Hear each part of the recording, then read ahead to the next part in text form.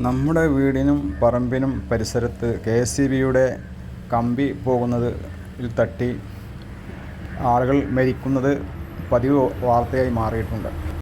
ഇത് തടയാൻ വൈദ്യുതി വകുപ്പും നമ്മളും ഒരുപോലെ ശ്രമിക്കണം. കഴിയുന്നതും പറമ്പിലൂടെ വൈദ്യുതി വയർ കൊണ്ടുപോകരുത്.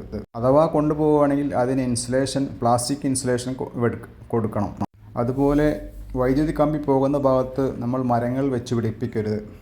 ഈ ചെടി റോഡിൻ്റെ വക്കിനാണ് വെച്ചിട്ടുള്ളത്. പക്ഷേ അവിടെ നിന്നും ഒരു ശാഖ മുറിച്ച് കളഞ്ഞു. ഭാവിയിൽ ആ ശാഖ മുകളിൽ കമ്പിയിലേക്ക് എത്താൻ സാധ്യതയുണ്ട്. അത് മതിലിലോട്ടും എത്താൻ സാധ്യതയുണ്ട്. അതുകൊണ്ട് അത് മുറിച്ചു.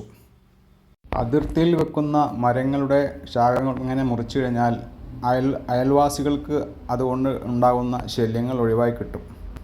അതുപോലെ ഗവൺമെൻറ് കമ്പിത്തോട്ടിയും അലൂമിനിയം തോട്ടിയും നിയമം മൂലം നിരോധിക്കണം.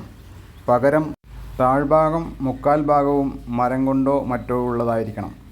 പ്ലാസ്റ്റിക് കൊണ്ടോ ഉണ്ടാക്കാവുന്നതാണ്. മരങ്ങൾ വളരുന്നതിനനുസരിച്ച് വീണ്ടും ശാഖകൾ ആ ഭാഗത്തേക്ക് വരും. അത് നമ്മൾ യഥാസമയം ശ്രദ്ധിച്ച് കട്ട് ചെയ്ത് കളയേണ്ടതാണ്.